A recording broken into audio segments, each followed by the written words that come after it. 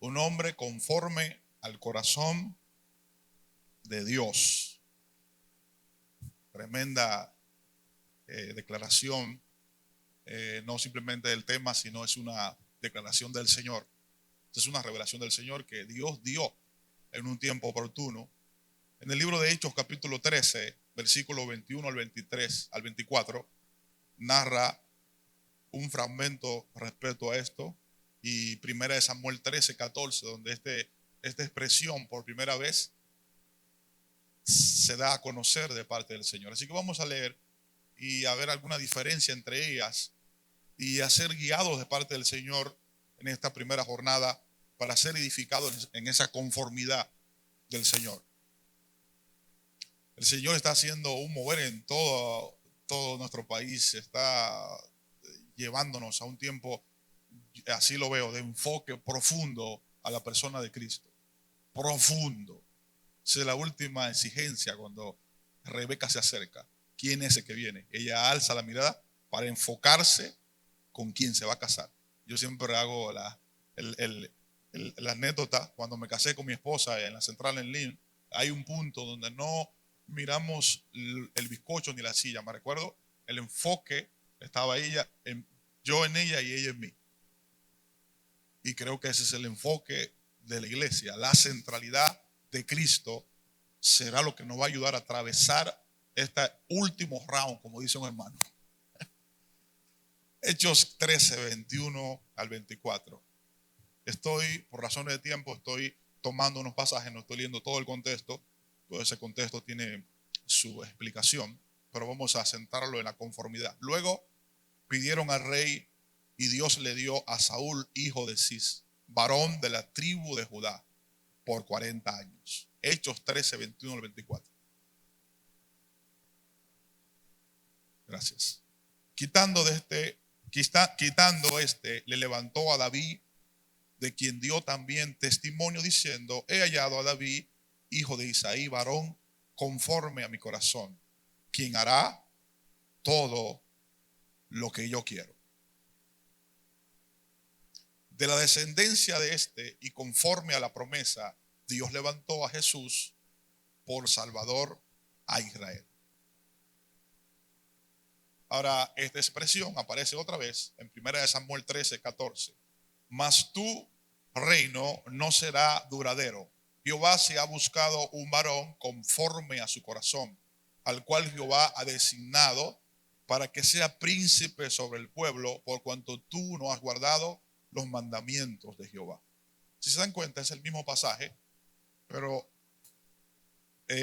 ese mismo pasaje de 1 Samuel 13, 14, y también está en otro contexto. Ahí todos sabemos que Saúl se desespera y usurpa la autoridad, y se le va de la mano y termina haciendo algo que no le correspondía y se mete en problemas, porque siempre los vacíos de autoridad son un desafío para probar nuestra vida. Se dan cuenta en la Biblia en las ausencias de autoridad. Por ejemplo, Moisés sube y mientras la autoridad no está, miren lo que ocurre. Se va Samuel y encuentra usurpando el lugar. Entonces los vacíos de autoridad son un probatorio. Por eso el apóstol Pablo dice a los colosenses, le dice: he visto su buen orden en mi ausencia. Así que el orden o la vida de una iglesia se mide en la ausencia de su liderato. ¿Cuánto son capaces de reproducir la vida del Señor y desarrollarla? ¿O cuántos son capaces de rebelarse en la ausencia de la autoridad? Somos medibles, o nuestro nivel de efectividad no se mide mientras los pastores están con nosotros, sino cuando estamos en ausencia de ellos. ¿Qué hacemos en el tiempo a solas? ¿Qué hacemos en los vacíos? Así que en ese vacío, y no vamos a entrar para allá ahora, se espera este hombre, y usted sabe, comete una locura. Y de aquí viene esta expresión tan fuerte. Ahora, en el libro de Hechos tiene algo diferente. Dice: este hombre conforme a mi corazón hará todo lo que yo quiero. Así que la conformidad al corazón de Dios tiene que ver con llevar a cabo todo lo que Dios quiere. Todo lo que Dios quiere. No lo que yo quiero, sino todo lo que Él quiere. Se le agrega ese fragmento que no lo posee ahí en Samuel 13, 14. Y esta palabra tanto en el griego y en el hebreo, los dos significados de esta palabra, hay una preposición en el hebreo, dice conforme al corazón. Esa preposición es semejante o similar, de acuerdo con algo. Es una adaptación o ajuste a algo, seguir de acuerdo a algo. Y connota la idea de un proceso. No es David es conforme al corazón mío y ya. No es así. Así lo vemos, no, ya, y David, no. Esa conformidad conlleva procesos donde David será expuesto a escenarios y a situaciones fuertes que van a revelar en los procesos que le atraviese si ciertamente ese corazón de Dios está siendo conformado en él. Voy a repetir, esa palabra conforme no es una palabra terminada, como que le pusieron una etiqueta a David, no, David es conforme, haz lo que tú quieras. No, mi hermano, sino que esa palabra fue llevada a un proceso de probatorio en su vida para que tuviese un cumplimiento y desarrollo en él. Igual como cuando José dice, ¿verdad? El Salmo, la palabra de Dios lo probó a él. Toda palabra que Dios libera nos introduce en un proceso de prueba. Escuche bien. Estamos predicando no simplemente letras. Toda palabra que es liberada de parte del Señor conlleva la idea de probarnos nosotros mismos. Por eso Elías dice en una ocasión, por mi palabra no lloverá. Y Dios le mandó una sequía. Y ahora está el hombre en la sequía, que no haya que comer ni beber. Y él mismo está en el proceso que la palabra liberó. Así que cada palabra que ministramos, recuerdo en una ocasión estaba ministrando sobre el orgullo, el que se yo quede el leviatán, un tema de esos raros, de que la altivez. Bueno, y me tocó por un promedio de 15 días. Después que yo hablé todo eso, que el orgullo, que etcétera, bueno, Dios me dejó tranquilo, está bien. Y me llevaron a hacer un buffet de comida con un compañero cocinero. Hermano mío, le digo yo al Señor, mire, tú aquí a la orden para servirle. Los cocineros que cocinan en Bávaro son un poquito presumidos porque trabajan comida más internacional. Y tienen como dicen el lenguaje llano, una dema a los que son de aquí de la capital. Y le digo al Señor, yo estoy para servir. Y me dice, sí, está bien, hermano mío. Empezábamos a montar el trabajo a las 4 de la mañana. Para 600 personas estaban trabajando, dos cocineros nada más. Ya usted sabe, yo y él. Y el Señor era un combate, hermano mío, que yo decía, Dios mío, este hombre, ¿de dónde fue que salió? El apóstol nos ha dicho que diamante con diamante se pule. Y yo pasé un proceso extraordinario de quebrantamiento, donde dice, Señor, ¿y qué? Hasta había un compañero pastor y yo le dije, en un momento de tanta presión, empezábamos a las 4 y acabábamos a las 9 de la noche sin detenernos. Ya usted sabe, montábamos comida, parando, era una locura. Las manos tenían hinchada bien fuerte. Yo recuerdo que abrí la ducha de mi casa en un receso y me dormí con la ducha puesta, de tanta tensión. Pero en ese proceso Dios estaba trayendo la palabra que acababa de predicar. Quería moler toda altivez en mi interior. Cuando Dios empieza a hablarnos o revelarnos su palabra o a mostrarnos algo, en el corazón humano se crea un orgullo. Y uno cree que porque oye a Dios ya no es capaz de oír a nadie. Mucho cuidado con eso. Dios te habla cosas a ti, pero también hay cosas que te las transmite por medio de su cuerpo.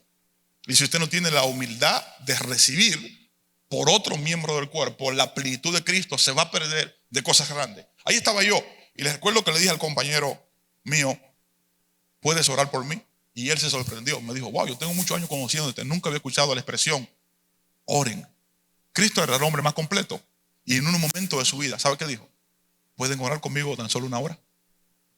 El más completo, el más perfecto. Aún él pidió la ayuda. ¿Te recuerdas la última vez que pediste? ¿Alguien puede orar por mí respecto a esto? Y yo le decía, Señor, háblame, dime algo en este proceso tan fuerte de presión. Ese hombre maldecía, era una cosa tremenda, pero tenía que atravesarlo. Y recuerdo que un anciano llamado, perdón que haga este paréntesis, pero tengo que hacerlo antes de continuar. Un anciano llamado Fernando, igual que nuestro amado apóstol, me montó en su jipeta y me dijo, escucha palabra de Dios. Yo ni sé lo que el Señor me va a hablar. Y él empieza a decir, mira, hay un puente y hay que llevar una carga. Y si esa patana no cruza a llevar la carga, todos los que están de aquel lado van a morir. Pero hay un problema, el puente se quebró. y las personas están muriendo de aquel lado. Los ingenieros dicen que tarda 1 año en construir todo para pasar la carga.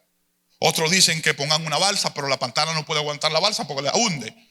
Y hay una discusión porque no se sabe cómo se va a llevar el alimento y la gente tiene que morir. Eso es el anciano hablando y yo oyendo lo que Dios quiere comunicarme. Pero de repente se levanta un niño de la multitud y le dice a los ingenieros: yo tengo la solución. Los ingenieros dicen, se sonríen y dicen: esto es una locura. Echan al niño a un lado. El niño insiste: yo tengo la solución para eso. Y dice: ¿cuál es la solución? La solución es, el puente tenía unas vigas forma de H de esta manera. Cuando la pantana avanzaba, la viga chocaba. Y por eso era que se quería destruir el puente. ¿Por qué? Porque llevaba la carga, pero la viga chocaba exactamente en esta forma. El niño dice: no hay que construir un puente, ni hay que hacer balsa. La pantana tiene 24 gomas. Lo único que hay que hacer es esto: a las 24 gomas, sacarle aire. Y cuando le saquen aire, va a atravesar su destino. Y yo comprendí, dije: esto es un asunto de humillación y de rendición ante Dios. Hay procesos en nuestra vida que, a menos que lo pasemos en una actitud de rendición, no vamos a atravesar la carga y lo que Dios ha destinado para otra vida.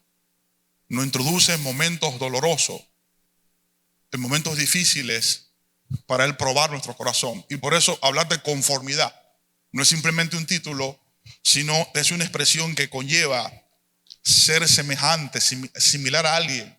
Ahora, curiosamente, cuando pensamos respecto a la conformidad del corazón del Señor y respecto a David, entonces,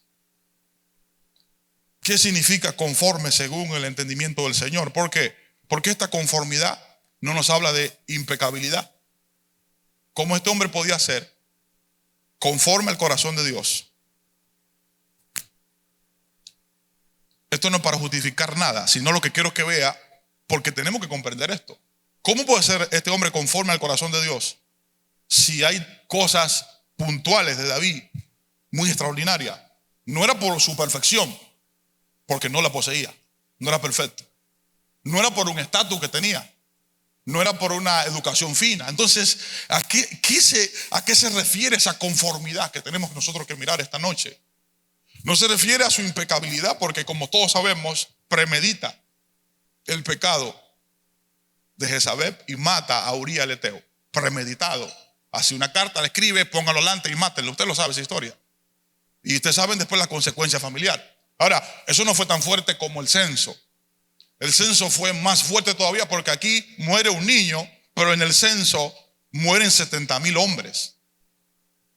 Y matar 70,000 cabezas en Israel es dejar a mujeres viudas y huérfanos ahí. Yo me imagino cuando David pasaba por un lado, la generación le decía: mira, por él yo no tengo padre.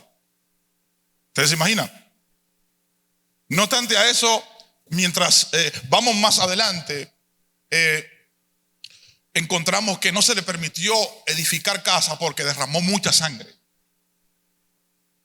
Entonces no sé si entiende el contraste. ¿Cómo puede ser este hombre? Dios dice que este hombre conforme al corazón. Sin embargo, tiene una condición aquí en la temporalidad.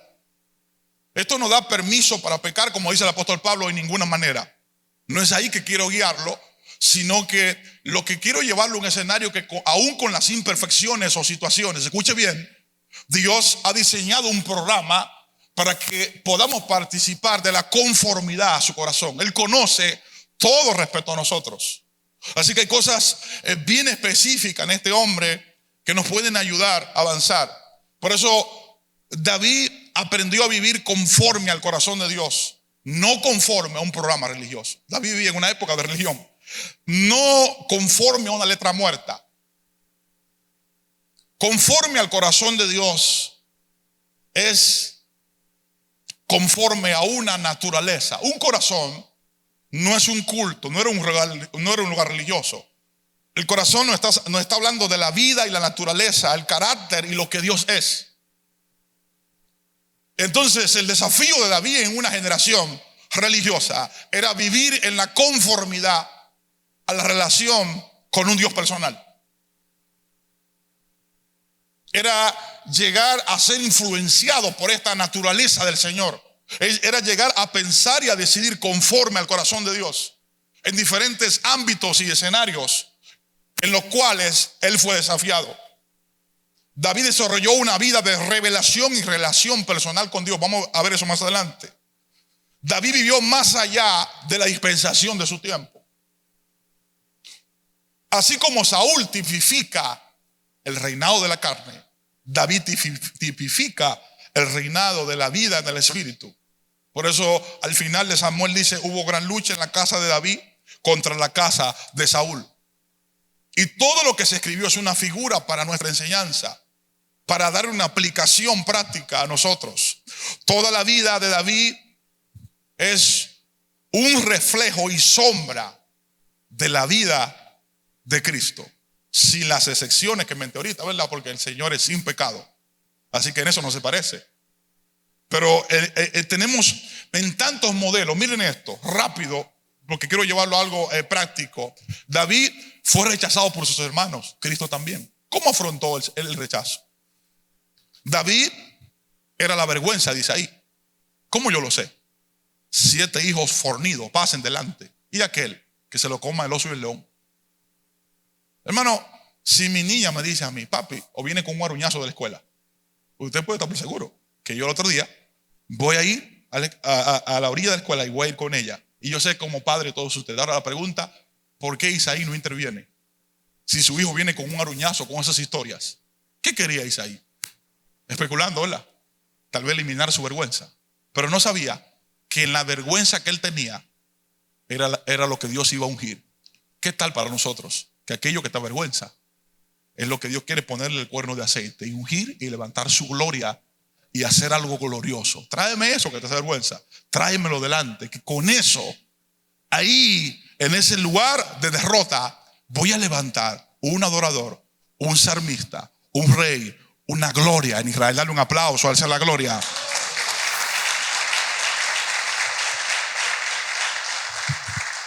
¿Cómo afrontó la persecución de Saúl por varios años? La traición de Ahitofel, la rebelión de Absalón, la rebelión de los 400 hombres que estaban empobrecidos y él lo ayudó y ahora se rebelan contra él. Escuche bien, cómo afrontó el menosprecio de su esposa Mical, cómo esquivaba la lanza de Saúl. ¿Cómo podía lograr esto si no era con un corazón que estaba siendo conformado a la manera de Dios? Es imposible. Desde el tiempo que él vivió era imposible, porque vivió en una época de ojo por ojo y diente por diente. Así que le era lícito a David, si lo agredían, agredir. Sin embargo, notamos un comportamiento muy extraño en el corazón de él. Era extraño para su época porque no se estaba alimentando del sistema religioso. Se estaba alimentando del corazón mismo de Dios a través de una relación personal con él. Y esto funciona en toda época y en toda dispensación. Funcionó en la era patriarcal, funcionó en la era de la ley y funciona en la dispensación de la gracia. Dios siempre ha sido un Dios de relación, no simplemente de liturgia, hermano mío. Dios no está, mire, removiendo. ¿Sabe por qué? Porque tenemos como un programa en la mente, sabemos cómo todo va a funcionar, todo pero ordenado. ¿Y sabe qué hace eso? Cuando eso ocurre, se pierde el hambre. Yo trabajé en hotelería por muchos años y recuerdo que habíamos sido orientados por el dueño. Él era muy pobre y cuando venían algunas personas que necesitaban, él nos dio orden a nosotros. Sacábamos los mejores platos y lo poníamos en una mesa a comer.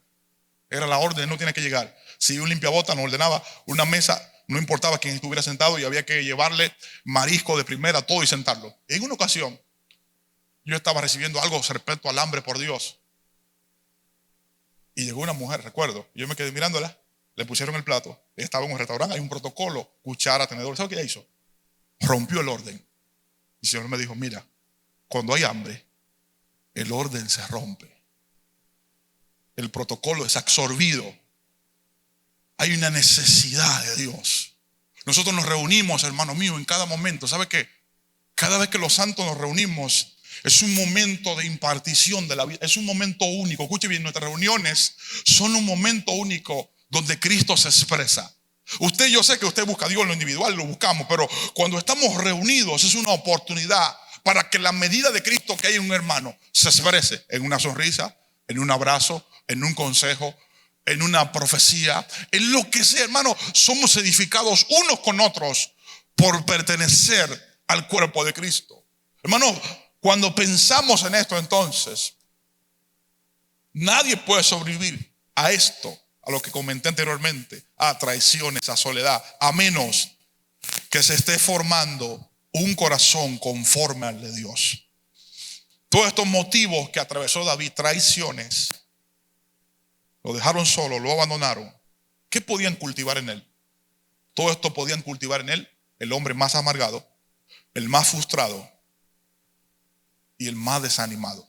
Sin embargo, todos estos procesos, ¿en qué convirtieron a David? En un dulce cantor de Israel. No le permitió a sus circunstancias que modificaran lo que Dios estaba formando en él. Voy a repetir, no le permitió a las circunstancias temporales que modificaran la conformación del corazón de Dios. Podía él hablar en amargura. Me dejaron solo, mis hermanos. Hermano, no es un lenguaje moderno hoy.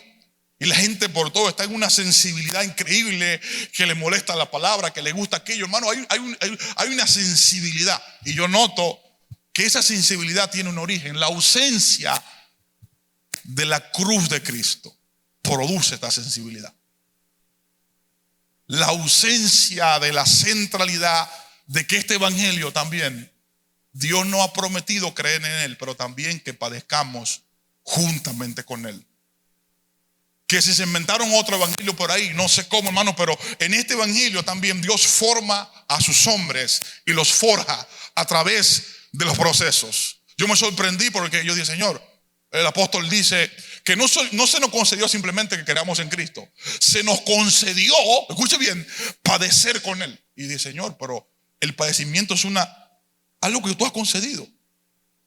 Yo me gozo verdaderamente en el padecimiento. Me puse a preguntarme yo mismo.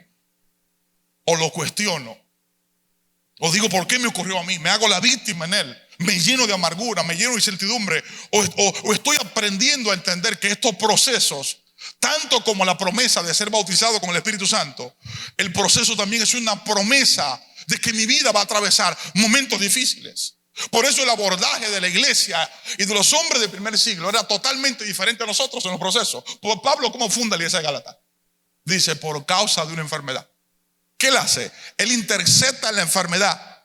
No, tú eres Dios sanador, sáname. No, Señor, ¿qué quieres con esta enfermedad? Y se da cuenta que Dios lo detiene en Galacia. Y por causa de esto, entonces, la iglesia de Galacia se funda. Cuando está golpeado y latigueado abajo en el calabozo, ora, ¿qué haríamos usted y yo, hermano? Yo soy el primero. Si yo estoy orando y cantando himno y estoy en un calabozo y se abre la puerta, ¿qué usted haría? Y yo también. Yo salgo huyendo y después doy el testimonio, digo, el Señor me liberó. Pero ¿sabe qué hacían estos hombres en su padecimiento? Anteponían la condición temporal de su sufrimiento para discernir el propósito de Dios en ese sufrimiento. No estaban buscando una respuesta, sácame de aquí, sino, Señor, ¿qué quieres con esto? Y cuando se da cuenta, dice, no, lo que quiere es expresar la eternidad. Hay alguien aquí que necesita ser salvo. Así que el propósito eterno para salvar era más importante que su salida temporal. A veces estamos en un momento aficiante de una sanidad, de un proceso financiero. ¿Y qué queremos? Sácanos de aquí. Lo que vemos, si es finanza, provéenos. Si es de salud, sánanos. Pero no estamos dando cuenta, Señor, ¿qué traes con todo esto? ¿Hacia dónde estás dirigiendo todo esto? ¿Hacia dónde estás configurando? Porque en ti hay un plan eterno. Denle un aplauso, deseo la gloria.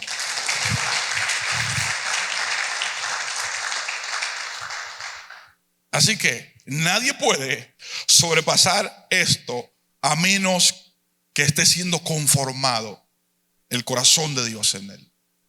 Entonces, hay aquí al menos 5 cosas, mirando los salmos y algunas escrituras, vamos a ver ahora, que nos ayudan a entrar un poquito en el interior de este hombre y ver el tipo de relación que él desarrolló con Dios y que tiene aplicación para nosotros hoy. Vamos a ver algunos 5 elementos que en los salmos encontramos cuando él abre su corazón. Recuerden que es como si él está navegando en contra de la corriente. Él está, dije ahorita, viviendo en una era por encima de la era donde él está. Recuerden, porque todo era muy cuadrado, había que ir a adorar allá al templo de Silo, y él estaba por otro lado y estaba descubriendo en Dios una experiencia. Ahora, cada verdad esta que el Señor permita ahorita a todos, ¿verdad?, que nos dé la gracia para ser confrontados a la luz de ellas y mirar si estamos creciendo en esta conformidad. Recuerden, Dios nunca pone nada que no tengamos la capacidad de reproducir. Todo lo que Dios demanda, escuche bien, todo lo que Dios le demanda a la vida suya y a la mía, ha provisto el medio para que se ejecute. Todo lo que le demanda, lo que sea que le demande, Él ha provisto la gracia y las capacidades para que se desarrolle. David, encontramos estas claves en David. Una de ellas, la primera, ¿en qué consistía esta conformidad al corazón del Señor? Esta sensibilidad. ¿Cómo se comportaba frente a su enemigo? Pudiendo matar a Saúl, y le era legítimo por todas las situaciones que tuvo. Mire lo que él dice: líbreme, Dios. Hermano, estaba produciendo una naturaleza parecida a la de Cristo, parecida a lo que Cristo iba a revelar en el futuro. Amén, aún a sus enemigos. Y él tiembla con esto en la mano y no quiere hacerle daño a esta persona. ¿Cómo afronta la situación con Absalón? Prefiere abandonar el reino. Le dice: no, tú quieres reinar, hijo mío. No, pues está bien, cógelo. Y se va al monte a adorar. Mire qué cosa más extraña. Está siendo guiado por el corazón del Señor en todo esto. Y por eso escuchamos un eco en el Nuevo Testamento. Cosas como esta: la llave de David, el tabernáculo de David.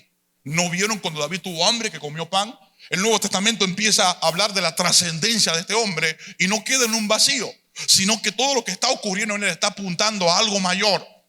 ¿Qué es lo mayor que le puede pasar a un hombre? Que su propia vida se convierta en un reflejo de Cristo. Eso es lo mayor, hermano. No hay mayor gloria que esa. No hay mayor.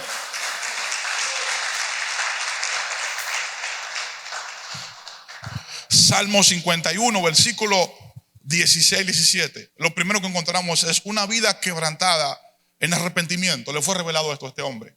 Salmo 51, versículo 16-17. Todo ese salmo es un salmo de oración. Estamos tratando ahora estas 5 fases de él, que nos ayudan a ver un poco en la conformidad. Sé que los otros expositores van a ir por el Espíritu ensamblando todo lo que reste, pero en esto que me toca, por lo menos podemos apreciar esto: una vida quebrantada en arrepentimiento, porque no quieres sacrificios que yo lo diera, no quieres holocausto. Los sacrificios de Dios son el espíritu quebrantado y el corazón contrito y humillado. No despreciarás tú, oh Dios. Hermano, ¿ustedes saben lo que era él pararse a decir esto en esa generación? Esto le vino por revelación. No lo leyó en un manual. Él dijo: bueno, pero es fácil, yo tengo muchos corderitos y animales y becerros. Si Dios se satisface con eso, bueno, lo que yo hago peco y le llevo un animal. Ahora él descubre, dice: no, es que la conformidad que está creciendo en mi corazón me está diciendo que Dios no es satisfecho con esa liturgia. No es satisfecho con esto. No es simplemente obedecer una regla vacía. Hermano, aún la misma palabra del Señor, hay un problema. El enemigo tiene muchas estrategias, y no tengo tiempo para hablar de eso ahora, con la misma palabra del Señor, de dañar, con la misma palabra. Si se dan cuenta, en Génesis 3 le añade a lo que Dios dijo. ¿Qué fue lo que Dios dijo? Díganmelo. Y los tontos le pasan el rema. Así dice la Septuaginta, como que él averiguó. Dino. Y le dicen: mira, que no comamos del árbol. Él le agrega la palabra: ni le toquéis. Y le agrega un fragmento a lo que Dios dijo. Dios no habló eso. Así que él le agrega a lo que Dios habla. Pero en la tentación de Cristo le resta al Salmo 91. Le resta a lo que Dios habla. No, tírate de arriba. Y le resta a la parte del Salmo donde dice: a sus ángeles mandará para que tu pie no tropiece en el pie y te guarden en el camino. Le resta la escritura, le resta el rema. Y la otra forma que tiene es esclavizarnos a la letra muerta sin espíritu. Esta es la trampa que cayó en la iglesia de Gálatas. Se centraron en la letra muerta, vacía, sin espíritu, y produce esclavitud. Entonces David está comprendiendo esto y está por el espíritu entendiendo que se trata aquí del corazón del hombre. Se trata del interior, no es un asunto físico afuera, sino que hay una condición adentro que tiene que ser quebrantada, que tiene que ser corregida, que tiene que ser transformada, que tiene que ser ministrada adentro. No es algo simplemente orgánico, no simplemente algo del orden litúrgico, sino que necesita el corazón ser devuelto a Dios. Por eso él dice, porque no quiere sacrificio que yo te diera. Hermano, decir eso usted lo oye así, pero en su tiempo era una herejía, porque pareciera como contradecir lo que Moisés había ordenado, que cuando se pecara se llevara un sacrificio. Y él dice, no, no es eso. Es el corazón. Ese es nuestro interior. Los sacrificios de Dios son el espíritu quebrantado y el corazón contrito y humillado, que Dios no puede despreciar. Una vida quebrantada. ¿Por qué una vida quebrantada? ¿Por qué un corazón quebrantado? Porque Isaías 53 revela cómo se iba a redimir la humanidad y todas las cosas. Al Padre le agradó quebrantar al Hijo, a Cristo. Era a través de una vida quebrantada donde todas las cosas iban a ser restauradas, donde todo iba a ser devuelto al plan original. Y cuando David descubre eso, descubre entonces, escuche bien, que el quebrantamiento tiene un poder, el reconocimiento, el arrepentimiento de corazón. O no es un elemento perdido, ¿verdad? En los días que vivimos. Estamos hablando con varones en esta noche que quieren decir, queremos caminar en la conformidad al corazón del Señor. Pues el arrepentimiento, el quebrantamiento es un paso.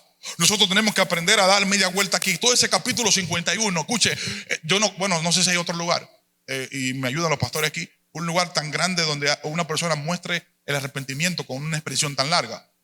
No creo que haya todo ese espacio de tiempo donde él empieza a hablar, escuche bien, y a poner su corazón delante del Señor.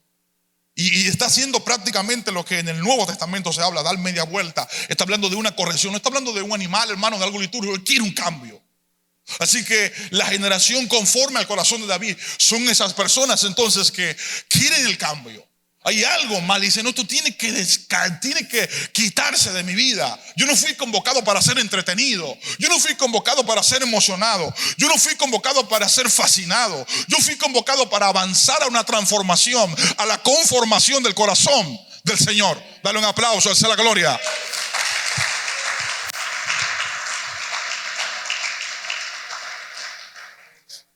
Ese es el deseo del Señor.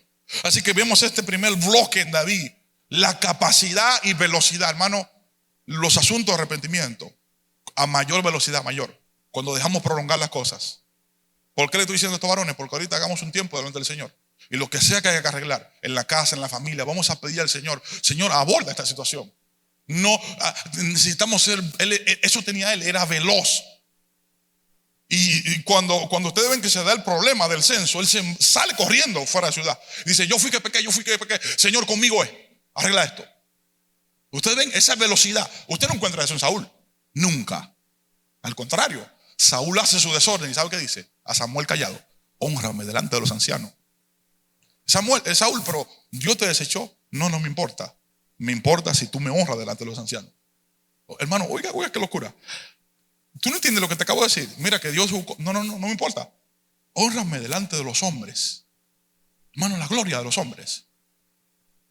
Ahora, ¿qué podía hacer este hombre? Hermano, hay un arrepentimiento en él. Preferimos arreglar cosas aquí, pasar vergüenza en la temporalidad, porque pronto estaremos delante del tribunal del Señor. Así que lo que sea que hay que arreglar aquí, arreglémoslo aquí. Lo que sea que hay que amonestar y sanar. David nos muestra esto. Nos muestra ese corazón siendo conformado a la naturaleza de cambio. Se escuche bien, no se quedó estático. Sí, falló, lo mentamos ahorita, rebaló en todo lo que te quiera, pero porque hay gente que coge esto para hacer su vagabundería. No, David hizo todo lo que hizo y que no. Aquí hay una actividad, escuche bien, de transformación, donde le está pidiendo, Señor, aún el hisopo. ¿Dónde aprendió él eso? ¿Dónde leyó eso? Que aún su pecado se ha limpiado con el hisopo. En el Éxodo capítulo 12 habla que se colocó sangre con hisopos. Él tenía revelación de la sangre. Ahora no está hablando de la sangre simplemente de animal. Sabía que había una forma de purificación interna. Está hablando, no aparte de mí el Espíritu. Eso nunca se ha dicho. La gente antes vivía en una liturgia. Moisés está hablando del Espíritu Santo. Está hablando de una conexión, en una relación que él vive con Dios. Está hablando algo totalmente diferente. Este hombre es el hombre que es llamado el hombre conforme al corazón de Dios. Velocidad al arrepentirse, en arreglar las cosas. Yo he hecho una promesa con mi esposa y es eso. No nos acostamos enojados, nada. Buscamos la manera, nos revolcamos para aquí y para allá y tenemos que hablar. No ha costado, pero hemos decidido, escuche bien, no permitir que el sol se ponga. Es como un principio. Igual que la palabra divorcio. Aprendí esto, me lo pasó un hombre de Dios. Ponle en un closet y bota la llave. Que por cualquier conversación, varón, y cualquier presión, no diga, vamos a dejarnos. Mucho cuidado. Mucho cuidado. Cualquier presión, cualquier proceso. No, todo lo que hay que abortarlo, hay que dejarlo. Cuidado. Cuidado. Si ese es tu sentir, esa palabra elimínala de tu vocabulario. Estás haciendo un pacto. Hiciste un pacto. Y un pacto requiere de que una vida se rinda, se muera, y que otra vida se muera y se rinda. Un pacto existe en la base donde alguien muere.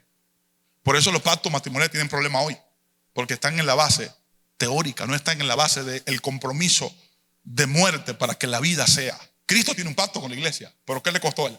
Su muerte, para que la vida de él pueda llenar a la iglesia. Así que primera pauta, arrepentimiento, velocidad en arreglar lo que esté mal. Esto era este hombre, veloz. Perdóname, Señor, hay que arreglar esto, no está bien. Vemos este corazón flexible para esto. Segundo, Salmo 51, ahí mismo, versículo 6. He aquí tú amas la verdad en lo íntimo. Aquí está la otra parte. He aquí tú amas la verdad en lo íntimo y en los secretos me has hecho comprender sabiduría. La segunda cosa que vemos, vivió una vida de relación con Dios, no de religión. Lo primero fue, nos mostró una actividad de arrepentimiento. Y aquí, en el Salmo 51:6 y más pasajes que voy a mencionar ahora, él habla de el lugar íntimo. En lo íntimo me has hecho comprender tu sabiduría. Así que él estaba yendo más allá de lo litúrgico y estaba aprendiendo a relacionarse con Dios, con un Dios personal. Por eso en algunos de sus salmos, miren lo que pasa, se le escapa el corazón. Y podemos penetrar en algunos de sus salmos mirando a este hombre conforme al corazón del Señor. Por ejemplo, el Salmo 34, versículo 8 dice, gustad y ved que es bueno Jehová, dichoso el hombre que confía en él. Miren lo que él dice. Gusten, prueben al Señor. No estoy diciendo que escuchen de él. No estoy diciendo que se informen de él. Estoy diciendo experimentenlo. Yo le puedo hablar a usted de a qué sabe un limoncillo. Le puedo explicar todo el tecnicismo, cómo se siembra, y es posible que psicológicamente se le haga agua a la boca. Pero solamente cuando usted prueba el limoncillo tiene la experiencia en su paladar. De la misma manera está diciendo con Dios, para mí Dios no es algo que explicó Moisés, es algo que yo experimento, es algo que yo conozco. Por eso en el Salmo 27:4 dice, una cosa he demandado. Escuche eso, se disponía demandas. Pero David, ¿quién diseñó eso? Es que estoy siendo conformado al corazón de Dios. Una cosa he demandado a Jehová y esta buscaré, que esté yo en la casa de Jehová todos los días de mi vida. Ahora, ¿para qué? Para ver las sillas de la iglesia, para ver el programa cuando falló, para ver lo que está desordenado, para enterarme de cosas que no me edifican. No. Yo necesito estar en la congregación de los santos para entrar en una contemplación del Señor. Hermano, si somos formados en este orden, mire, hay un nivel de expectativa y de fe que se genera. Nuestras reuniones se modifican cuando desde el comienzo de reunirnos estamos con una expectativa. Señor, ¿dónde será que vas a hablar? Señor, quiero verte. Señor, quiero encontrarme contigo. Varón, si esto no está en tu corazón en esta noche, es la noche de parte del Señor para producir eso en nosotros. Voy a repetir eso tremendo. Una cosa he demandado a Jehová y esta buscaré, que esté yo en la casa de Jehová todos los días de mi vida. para contemplar la hermosura de Jehová y para inquirir en su templo. Estoy inquiriendo, aprendiendo. Hermano, esto es solamente una persona que está desarrollando una relación con Dios personal puede entender esto. Está buscando esto. En el Salmo 42, versículo 1, mire cómo él dice. Salmo 42, versículo 1. Como el ciervo brama por las corrientes de las aguas, así clama por ti, oh Dios, el alma mía. Alguien escribió de esto hace mucho tiempo un fragmento interesante. Y escribió que el ciervo se para a hacer bramido en el agua. Un bramido cuando tiene sed profunda. Y grita. Y lo hace por dos cosas. Primero, porque quiere beber. Y segundo, porque el agua representa un escondedero para él. El ciervo exhala un olor a carne fuerte. Y los leones lo pueden percibir y la fiera a kilómetros. Cuando él se introduce en el agua mata el aroma. Y detiene el rastro del enemigo. Lo que David está diciendo aquí es, escuche bien, estoy sediento como el ciervo. Es el bramido de esto. ¿Por qué te estoy diciendo esto? Y me lo digo yo también, y estamos delante del Señor. Porque tenemos que configurarnos ante esto. Estamos así en ese bramido, Señor, si no me hablas me muero. Si no me ministra, es hambre profunda de Dios. Tenemos que orar. Dice, bienaventurados los hambrientos, los sedientos. Hermano, ahí está el secreto. A los ricos mandó vacíos, más a los pobres, escuche, mandó llenos. El hambre. ¿Cómo está tu nivel de hambre? ¿Cómo está mi nivel de hambre? Esto es un hombre que está siendo conformado al corazón de Dios. Noten el lenguaje de este hombre. Prueben a Dios. Contemplen su hermosura. Tengo hambre y sed. Eso no son palabras religiosas. Esos son personas, escuchen bien, necesitadas del Señor. Y era un rey. No tenía vergüenza. ¿Cuántas veces nuestra reputación nos detiene? No, yo soy un ingeniero, soy aquello, lo otro. Y nuestra reputación nos paraliza. Este hombre no tenía problema con su reputación y con sus triunfos. No le importaban. Era un hambriento por Dios. Denle un aplauso hacia la gloria.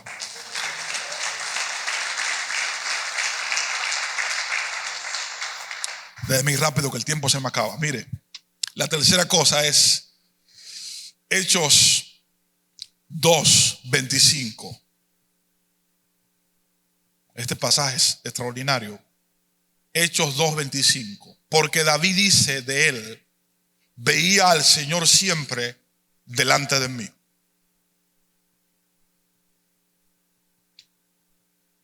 Versión Palabra para Todos, el mismo pasaje. David dice esto sobre Jesús: yo vi al Señor siempre delante de mí, Él estando a mi diestra para protegerme. ¿Usted puede entender eso? Veía al Señor siempre delante de mí. Una de las cosas que el Señor me ha hablado profundamente y tengo que compartir esto es la visualización del Señor, no como algo místico. No como algo místico que usted anda como flotando, no me refiero a eso. Ni que se fue, que tuvo una visión de extraterrestre y cosas raras, no. La visión del Señor siempre. Y dice, mire cómo habla, que estaba a mi diestra. Significa esto que en cada desafío de la vida de David, cuando estaba delante de Goliat, entonces, ¿a quién veía? Veía al Señor yo siempre. Todo el mundo vio un gigante, pero él dice, yo veía siempre al Señor a mi diestra. Cuando me dejaron solo, cuando estaba peleando contra el oso y el león, ¿sabe qué? Siempre estaba viendo al Señor. Y esto puede parecer un lenguaje inofensivo, pero habría que hacer una vigilia para explicar el poder de la visualización y cuán poderoso es para un hijo de Dios. ¿Y en qué se traduce? Jesús dijo esto: no te he dicho que si crees verás. Pastor, ¿cómo yo veo? Cuando creo. Cuando la fe se libera y empiezo a creer lo que Dios está diciendo, inmediatamente mis ojos espirituales se abren y empiezo no a oír sino a ver. Y hay una ventaja en el que ve, porque el que ve, la promesa le pertenece. Por eso dice, Abraham vio mi día. Miren, pasaje rápido, no tengo tiempo para explicarlo. Abraham vio mi día y se gozó. Moisés se sostuvo como viendo al invisible. David veía al Señor siempre. Al apóstol Pablo, te llamé para oír y para que veas. Esteban, puesto los ojos al cielo. ¿Cómo yo sé que mirar al Señor tiene un poder práctico? Porque mientras Esteban mira al Señor, mira lo que dice, produjo perdón. Y el perdón es un fruto del Espíritu. Quiere decir que cuando estamos contemplando al Señor permanentemente con la ayuda del Espíritu Santo, porque no podemos en nuestra capacidad, esto nos ayuda en lo práctico. Él pudo perdonar a los que le lanzaban las rocas. Esteban lleno del Espíritu Santo, pero viendo al Señor. Incluso Pablo dice que esta es la forma de transformación en el Nuevo Testamento. Dice, nosotros todos mirando a cara descubierta somos transformados. Quiere decir que la visualización del Señor produce transformación. Pastor, ¿cómo lo hago? Cuando la palabra se libere. Dale un aplauso, eso lo fuerte a él. Cuando la palabra se libera, todo lo que usted está escuchando aquí, trate de mirar en el Espíritu lo que Dios está hablando. Porque a veces estamos pensando, no, eso fue por fulano que no vino. Y a perencejo. No. Dios está hablando conmigo. Dios me convocó a mí. Y mientras, por eso Cristo decía, miren lo que oyen. Porque Él sabía que hay una ventaja. Miren cómo se definió el ministerio de Cristo. Todo lo que veo, hacer a mi Padre, eso hago. Él mismo operaba en ese nivel de mirar. De mirar. Porque lo que miramos nos llega a gobernar. Y quiero cerrar eso de la visualización con este ejemplo. Génesis 30. Jacob peló una vara y le puso a la oveja la varita adelante. Y cuando miraban esto, había una reproducción en ellas. Esa vara pelada representa a Cristo en la cruz. Cuando miramos la obra del Señor, esa obra produce vida en nosotros. Y se multiplicó el rebaño y curiosamente, el rebaño que se multiplicó producto de mirar al Señor, Jacob se lo llevó y puso 7 días de camino. Cuando Labán se vino a dar cuenta, había ocurrido un arrebatamiento. Unas ovejas se quedaron con Labán y otras se fueron con el pastor Jacob.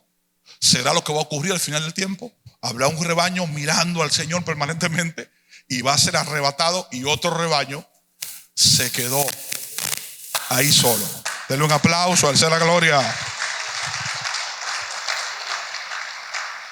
Así que David tenía una visión del Señor permanente. Pastor, póngalo más práctico.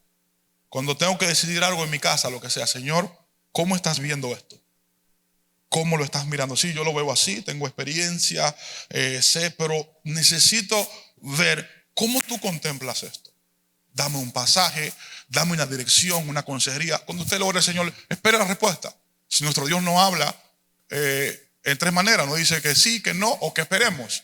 Nos habla con la voz pastoral, no habla con el Espíritu, no habla con la Escritura, que es su manera por excelencia. Pero cuando usted le habla, Él le va a responder y lo va a guiar. Pastor, ¿y por qué es importante eso? Porque voy a aprender a ser guiado. Voy a ser guiado por el Espíritu que mora dentro de mí. Voy a aprender, y esto me va a llevar a una maduración como hijo de Dios. Y por eso es importante esto. Dice, David veía. ¿Qué estás viendo? ¿Qué yo veo? Vemos como Giesel. ¿Qué ves, Giesel? Me siento rodeado. Y se levanta Eliseo y le dice, pero estamos en el mismo lugar y yo no me siento así. ¿Y qué tú ves, Eliseo? No, yo lo que veo, que lo que te rodea a ti, Dios lo rodeó. ¿Usted ve? En el mismo lugar. Es un problema de ceguera. ¿Por qué usted cree que el apóstol Pablo dice esto? En Efesios 1:18, estoy orando para que se alumbren los ojos del entendimiento, para que la iglesia sepa la esperanza. ¿Cuánta gente tenemos desesperanzado? Para que la iglesia sepa las riquezas.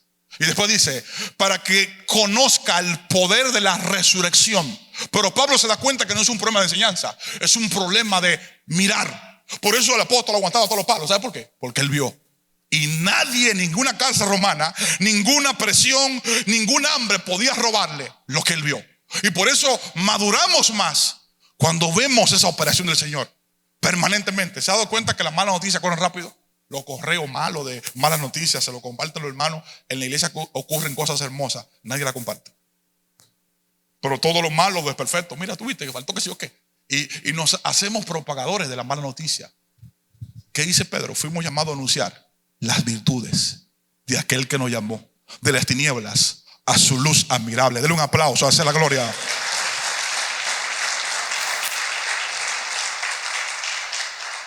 Todo el Nuevo Testamento dice, Hebreos 12 dice, puesto los ojos en Jesús, el autor y consumador de la fe, el cual por el gozo puesto por delante sufrió la cruz, menospreciando lo oprobio y se sentó a la diestra del Padre.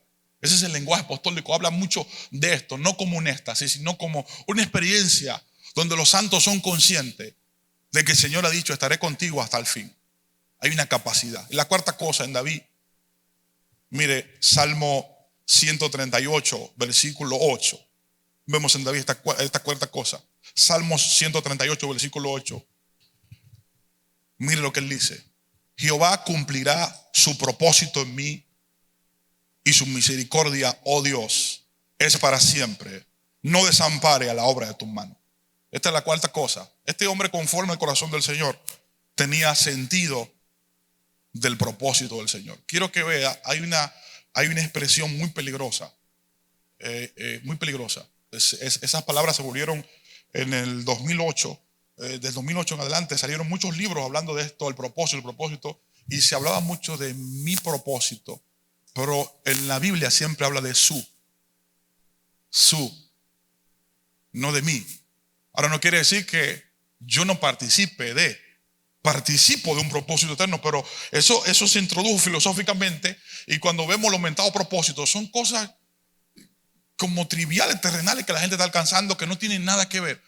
Él habla, dice, cumplirá su propósito soberano. Ese propósito implica su voluntad. Un hombre que está siendo conformado al corazón del Señor tiene que saber que camina en una vida con un propósito, que nada de lo que ocurre en su vida está sucediendo al azar, sino que todo está ordenado en un programa del Señor. Pastor, ¿y en qué me ayuda esto? Cuando viene la desesperanza, la soledad, tú puedes decir lo que él mismo dijo en el Salmo 118, verso 17. No moriré, sino viviré y contaré la obra del Señor. Mire con qué autoridad él dice, no moriré. En otras palabras, esta enfermedad o lo que sea, no me va a matar ahora. Yo voy a morir cuando Dios diga. No cuando el diablo quiera, ni la carne, ni los pronósticos médicos. No. Yo entiendo. Yo recibo la voluntad de Dios cuando Dios diga. Pero no moriré. Yo cantaré de las maravillas del Señor. Dale un aplauso, hacer la gloria.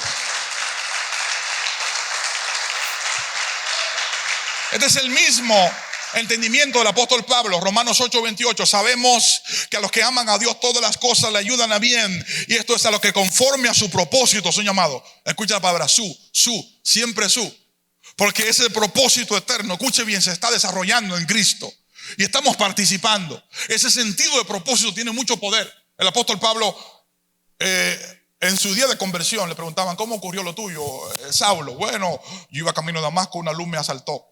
Y ese es el testimonio primario que tenemos nosotros. Todos nosotros tenemos una historia donde conocimos a Cristo. Bien, ese es el primer relato del apóstol Pablo. Cuando leemos a Gálatas 1:14, él lo cambia y dice, bien le pareció escogerme desde el vientre de mi madre. Ahora no habló de camino a Damasco. Ahora él dice, no, espérate, que esto fue del vientre. Pero después que está preso en la cárcel, está solo, sereno, escribe la carta a los Efesios. Y ahora él dice, nos escogió en Cristo antes de la fundación del mundo. Dale un aplauso, hacer la gloria.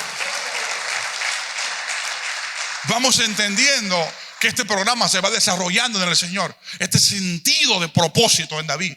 Él cumplirá su propósito en mí. Hermanos, ¿cómo sabemos? ¿Cómo usted sabe que está en un propósito? ¿Cuál es el testimonio más fehaciente? Usted está aquí esta noche sentado y mire atrás todo lo que le ha ocurrido. En usted se ha cumplido Romanos 8:28.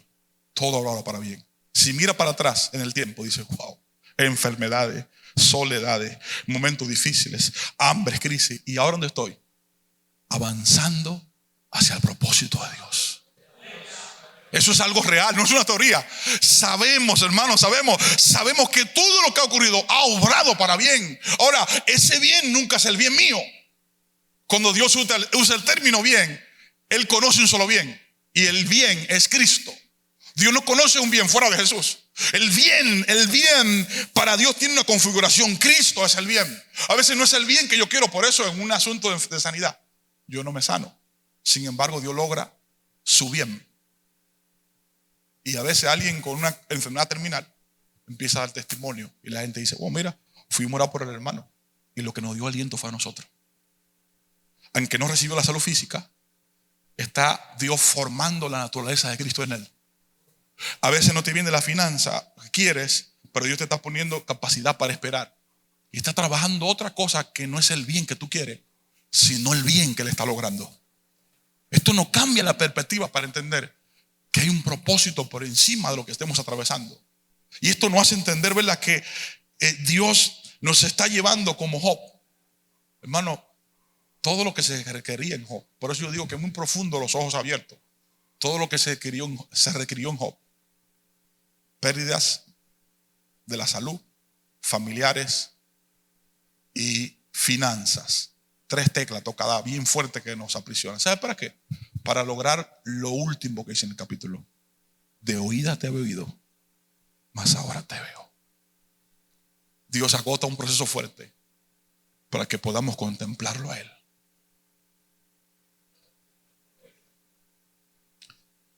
David tenía sentido de propósito. Filipenses 1:6. Estando persuadido de esto, que el que comenzó en nosotros. ¿Puedes repetir esa palabra conmigo ahí? Estando persuadido que Dios ha comenzado la obra en mi vida y la perfeccionará hasta el día de Cristo. Hermano, oiga lo que dice el apóstol. Ustedes se llenan de muchas cosas, pero yo le digo, persuádanse de que Él comenzó algo.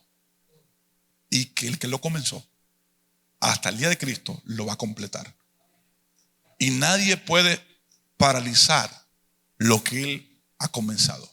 Ni pudo el Imperio Romano, ni pudo la Inquisición, ni 14 años de oscurantismo. Nada ha podido detener el programa eterno del Señor. Y si se da cuenta en su propia vida también, Dios ha estado llevando todo esto. ¿Por qué le digo esto? Porque esto es un sentido de propósito de David. Dios va a completar. No entiendo ahora, hay cosas que me faltan, no todo lo sé, Señor, pero estás guiando la barca. Tú estás llevando todo esto. No lo entiendo, Señor, simplemente dame la gracia para avanzar, aunque no tenga toda la claridad, porque, escuche bien, nadie posee toda la revelación y la claridad. Eso es mentira. Moisés nunca supo, cuando Dios le apareció, que 10 veces Faraón iba a resistir. Nunca lo supo. Simplemente se le dijo, ve. Tampoco supo que después de llevar un pueblo tan forzoso, él mismo no iba a entrar a la tierra prometida. Nunca lo supo. Porque Dios nunca le explicó todo. Simplemente él avanzó creyendo en Dios. Ahora, cada vez que él llevaba la palabra de Dios, Faraón rebotaba. El Señor me habló fuertemente. Me dijo, cuando te ocurra eso, nunca te distraigas en el camino. Cuando lleves una palabra que yo te mandé a dar, cuidado donde te detienes. ¿Sabe qué le hacía? Él regresaba otra vez a la salsa. Señor, ¿qué dices? Y el abuelo le decía, ve, dile esto. Ve, dile esto. Nunca te detengas en el camino a consultar con nadie. Cuando Dios te habló algo, regresa al lugar de lo que Dios te habló. Una y otra vez. Al final, ¿qué pasó? Hubo un rompimiento y la victoria de parte de Dios fue desatada. Esta es la última. Aquí ya el tiempo se agotó. Y es Hechos 13:36. David vivió para servir en su generación. Hechos 13:36. Es la número 5 de este hombre conforme al corazón de Dios. Porque a la verdad David sirvió a su propia generación según la voluntad de Dios. Durmió y fue reunido con sus padres. Entonces, este hombre, con toda esta gracia del Señor, lo primero que vimos fue, vivió una vida quebrantada en arrepentimiento, con velocidad para corregir lo que estaba mal. No en otros, en él. Está mal en mí, el problema es conmigo. Segundo, vivió una vida de relación con Dios, no de religión. Se empezó a relacionar con hambre, con acercarse al Señor con hambre, con necesidad de encontrarse con Él. Tercero, tenía la visión puesta en Jesús. Puesto sus ojos. El Señor está conmigo a mi diestra. No importa los desafíos que tenga, está conmigo, ha prometido estar conmigo. Alguien dijo esta frase y se me quedó grabada. Ningún hombre puede decir esto, ni yo tampoco. Estaré contigo hasta el fin. Nadie puede decir eso. Solo Jesús. Yo no puedo como pastor estar con usted hasta el fin. Pero Cristo sí. Hasta el fin de tu fuerza, capacidad y habilidad. Cuarta cosa, tenía un sentido de propósito. Y quinto, vivió para servir en sus generaciones. Hombre de Dios que estás aquí, fuiste llamado a un servicio, a una gracia. No a todos nos llamó delante del Señor aquí a tomar un micrófono, tal vez a cantar, pero tenemos una utilidad en su cuerpo y pertenecemos al cuerpo de Cristo. En alguna área, en alguna gracia, estás dotado con alguna medida del Señor para ayudar a la obra de esta casa, al diseño del Señor. Así que nadie, no te sientas, no, eres útil como la uña. Yo siempre pongo este ejemplo y se ríen. El ojo puede arrancarle la espalda. No. Arráquese con el ojo. No puede. Ese es el trabajo ¿de quién? De la uña. Se ve inútil, sin embargo, produce alivio en el cuerpo. Y así cada uno hemos sido configurados para servir en nuestra generación. Tienes que saber que Dios te puso como un instrumento de servicio. Hay una gracia de parte del Señor puesta para servir y para ayudar y para cooperar con la edificación de todo lo que Dios ha diseñado en esta casa. Este hombre conforme al corazón de Dios. Este pasaje es el último y para orar. Apocalipsis 5:5. Este pasaje empezó a rebotarme en la noche porque hablamos mucho de David. Bien. De todo lo que él hizo y etcétera. Pero el Señor puso este pasaje, Apocalipsis 5:5. Y oí uno de los ancianos que dijo: no llores, he aquí el león de Judá, de la tribu de Judá, ha vencido. Y dice esto: yo soy la raíz de David. La raíz de David ha vencido. Esa palabra fue fuerte.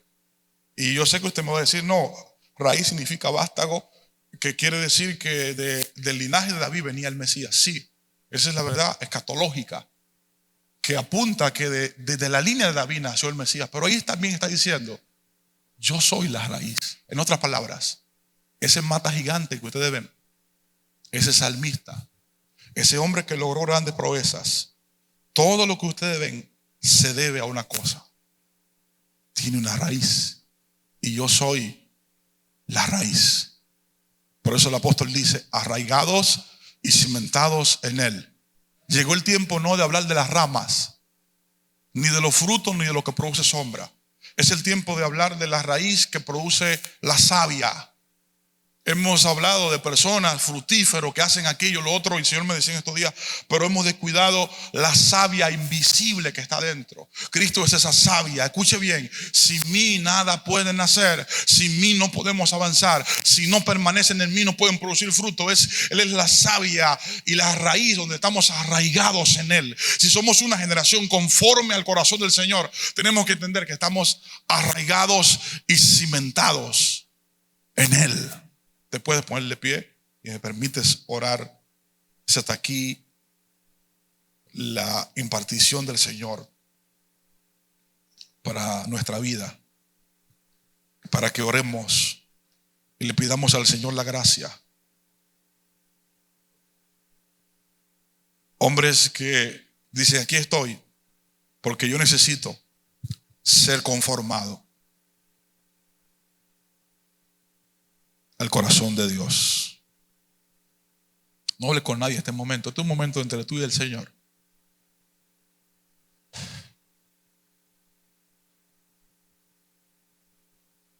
¿Cómo este hombre fue conformado? Parte de esto que vemos: hubo una vida de arrepentimiento y de quebrantamiento en él. En esta noche tienes que irte con el desafío, lo que haya que arreglar en tu vida personal con Dios. Decir: Señor, yo quiero corregir eso. Dame gracia en esta noche, porque necesito ser conformado conforme al corazón tuyo. Hay una versión bien antigua que dice conforme y dice de esta manera: detrás del corazón de Dios. Es decir, estaba detrás, siguiendo la naturaleza del Señor. Señor, te pedimos esta conformación en esta noche, junto con estos caballeros. Señor, en cualquier área que requiera arrepentimiento, dar media vuelta, arreglar cualquier cosa, Señor, en nuestra vida, te pedimos perdón en esta noche. Señor, te pedimos perdón en cualquier tipo de área de servicio, en nuestra vida personal, en el área matrimonial, todo lo que necesite ser corregido. Abrimos nuestros espíritus en esta noche para implorarte la gracia, Señor, porque queremos ser conformados, Señor, a la imagen misma del Hijo de Dios, en esa naturaleza de Él. Señor, te pedimos la gracia. Pide esa gracia en este momento. Hay una medida de gracia de parte del Señor para eso que requiere. Vamos a pedir estas 5 cosas. Aprovechar, caballero, en esta noche, en el nombre de Jesús. Vamos a pedir esta segunda cosa: que toda vida de religiosidad, que toda vida cuadrada, predecible, que toda ausencia de hambre, que todo el amor, el primer amor que se perdió, Señor Padre, pido la gracia de hacer las cosas en el fuego y en el amor tuyo, porque todo fue hecho en amor me amaste y en amor me atraíste, tu amor me sostiene. Y te pido la gracia en esta noche, Señor, para como David, no simplemente tener una religión, sino una relación personal, que como el siervo brama, hay un bramido en mi espíritu por hambre y sed de justicia, por hambre y sed.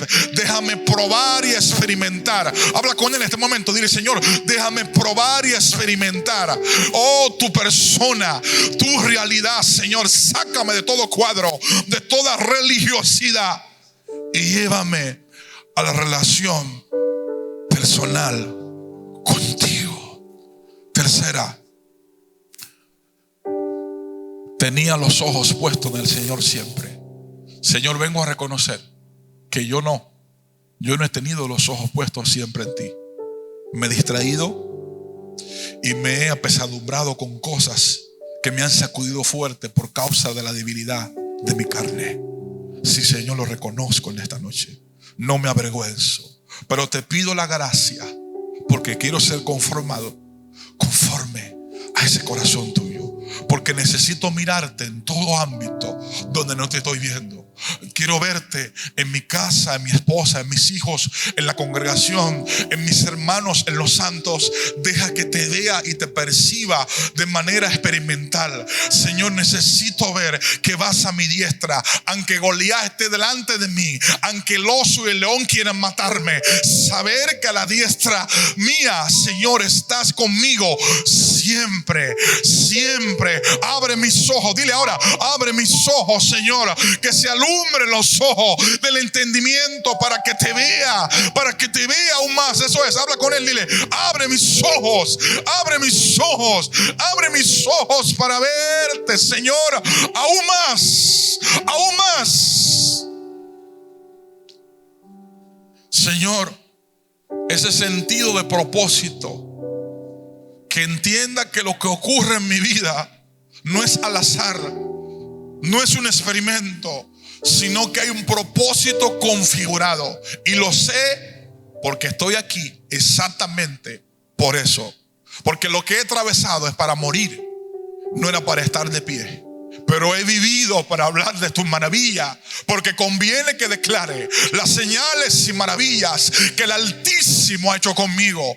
Padre, ese sentido de propósito, Padre, que no atribuya despropósito a tu vida, permíteme que lo vea en toda la configuración de mi vida de manera integral.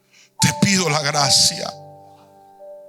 Y número 5, Señor, permíteme servir en mis generaciones, porque hay obra que preparaste de antemano para que yo ande en ella.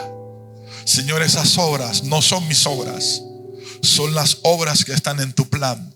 Yo te permito que me permitas, por la gracia del Hijo, participar de estas obras En el nombre de Jesús, pídele ahora la gracia, que esas obras eternas, Señor, Padre, yo pueda participar de esto. En el nombre, sobre todo nombre, el nombre de Jesús. Le doy un aplauso al Señor, esa es la gloria, esa es lo fuerte que para Él.